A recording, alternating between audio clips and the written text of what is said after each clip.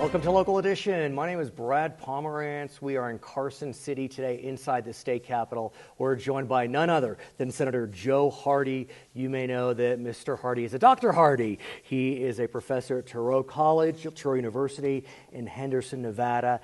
And when your students ask about a certain topic, you say, come in, I have something for you. What do you tell them? Well, Brad, it's good to be here, first Always. of all. You know, it's kind of fun. It is a lot of fun. And I like to have fun. So Right. I have, this comes from my office in Henderson at Thoreau University. Right. And I tell people I have pot. You have pot, and there it is. And You I have bring a them pot. in and I say, see, I got pot. And it's a topic that's important to discuss because, as you know, in November, the voters of the great state of Nevada legalized marijuana. Legalized it. Measure 2 passes with almost 55% of the vote.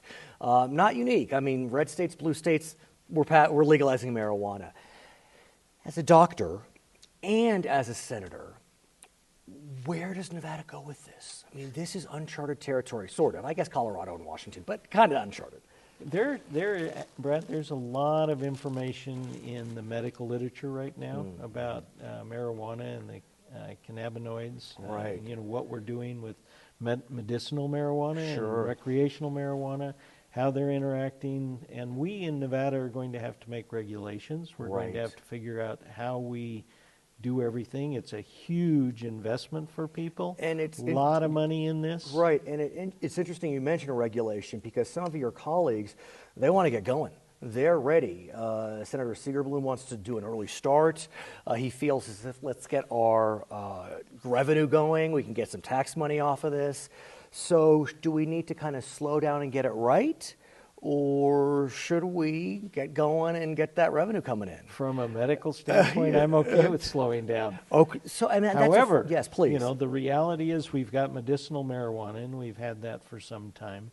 And at what point do we really admit that that isn't some recreational involved with medicinal anyway? Well, let me ask you, as a doctor, do you subscribe to the science that marijuana has medicinal qualities? There is no question that we get medicines from nature. Oh, yeah. We get aspirin from willow bark. We get Botox from Gila monsters. We have the ability to use nature to help us make medicines. So yes, marijuana has medicinal effects and side effects. So you will hear people say, well, I did my marijuana and I got anxiety and I had all sorts of problems. Those are side effects. Let's talk about So how do we differentiate those? Let's talk about anxiety. Yeah. So in the good old days, you know, when marijuana was all recreational back in the 70s, it was inhaled. And dosing was at some level clear. You knew what you were taking in because you were smoking it. Today we have what's known as edibles. And so folks will eat cookies. Now, I don't use marijuana, but if I was given a cookie, I don't know, do I eat the whole cookie? Or do I eat half of the cookie? Or do I eat just the chocolate chip in the cookie? Yeah. I mean, how do we know? The marijuana today is not your grandmother's Right, marijuana, right, first of all. exactly. So Well it's much stated. more potent. Yes. And the reality is we have children. Right. You open the Ziploc, you take out a cookie, and you eat your portion of the cookie to get your 10 grams of marijuana, which a cookie traditionally is going to have 100 milligrams. So you're going to get your 100 milligrams. You want a tenth of that 10 milligrams. Theoretically. A tenth? A tenth. Who eats a tenth of cookie? Nobody eats a tenth of Right. a cookie. And so the child, who you have a child-proof container initially, but a child, once the container is opened, is no longer child-proof. So a child who gets the cookie eats the whole cookie, and a child has more chance of respiratory depression. Right. And that's what the articles, you know, in the medical literature talking about Colorado, for instance, studied that. Now, under Measure 2, Question 2, is there a regulatory scheme set up so that dosing is actually prescribed? No. No. So we have no regulatory ability to say, this is how many jelly beans you take, this is how many you take your pharmacist in this case, you go to the store, let's pretend this is all medicinal. Sure. You go to the medicinal shop and you say, I have back pain. And the pharmacist is not actually a pharmacist. Right. He's somebody who has been hired to have some experience at telling you what to do. So he says, this is how much you take. And then he goes to the shelf and he takes down a bag of edibles or to smoke. And he says, and this is what you do. And there's no expiration date. There's no limitation. There's no, this is exactly what you need for what you do. And so it's kind of it's the Wild West. Shot in the dark. Yeah, it's literally, metaphorically and literally, it's the Wild West.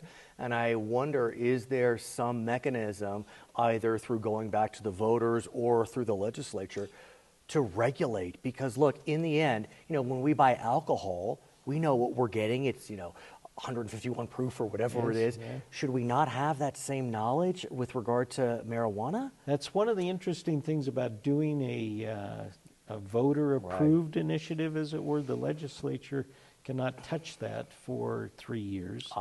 So we are in somewhat of an interesting bind with how much, quote, regulation we can do that will not impede what the voters wanted, as in recreational marijuana. But is simply seeking regulatory authority for dosing information, is that impeding the voters? It seems like I would want to know. So the voters voted for recreational marijuana.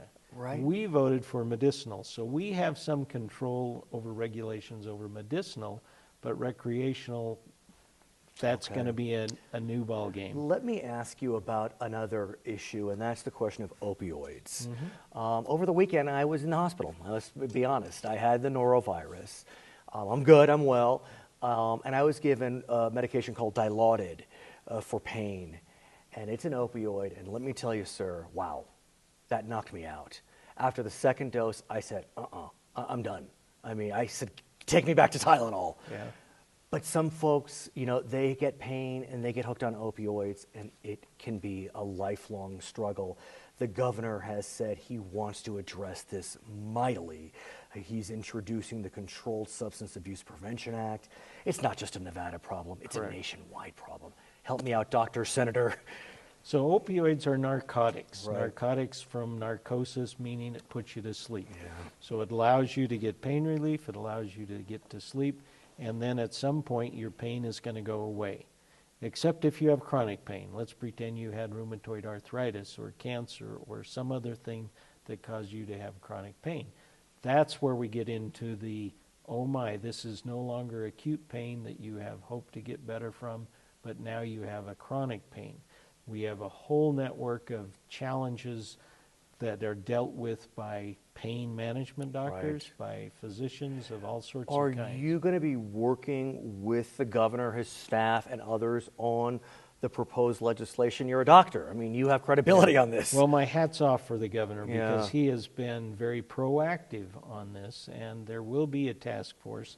There will be laws passed and signed that deal with the opioids, and there will be doctors who have to figure out how to put their practice in order to not put people at risk. I hope the Nevada legislature will turn to you, given your expertise, because in the end, and that's part of the benefits of a citizen legislature, that we have a doctor. So Brad, can I quote you on that? Absolutely. All right. His name is Joe Hardy. He is a member of the Nevada State Senate. My name is Brad Pomerance. We thank you so much for joining us from Carson City on Local Edition.